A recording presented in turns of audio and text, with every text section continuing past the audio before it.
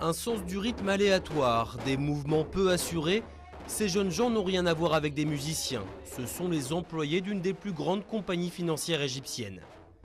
La danse, les rires, on avait un peu oublié ça au bureau cette année. Comme la plupart des entreprises de courtage à travers le monde, cette société a été touchée par la crise économique. La responsable des ressources humaines a dû trouver une solution pour évacuer un peu la tension accumulée au travail. Je voulais faire quelque chose qui mêle l'apprentissage et l'esprit d'équipe pour accroître la productivité. Mais c'est vrai que c'était dur, étant donné la conjoncture actuelle, de convaincre notre patron.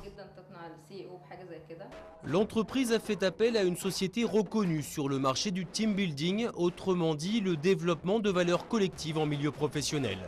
Pepsi, Nestlé, Coca-Cola ont fait appel au service de Julian Odell. Son secret, c'est les percussions. Ça a un effet unificateur, peu importe si dans la même pièce il y a le PDG et la dernière recrue. Tout le monde devient égal. Tout le monde a le rythme, ça transcende toutes les frontières. Peu importe l'âge, le rang ou le privilège, ils s'assoient et ils deviennent membres d'une même tribu.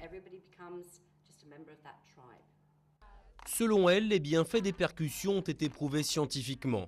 D'un côté, elle libère les endorphines et de l'autre, le joueur est obligé de se concentrer sur son rythme, oubliant alors le monde extérieur, le travail et ses soucis. Travailler dans les banques d'investissement est particulièrement stressant. Je pense que parfois cela met de la tension dans les relations avec les gens, avec mon patron par exemple. Se réunir dans une salle pour s'amuser, plaisanter, c'est vraiment quelque chose qui améliore les relations entre collègues. Partout où il passe, l'atelier est un succès, le collectif en sort renforcé. Seul bémol, à la fin de l'atelier de tambour, le retour à la réalité de la finance doit parfois être bien difficile.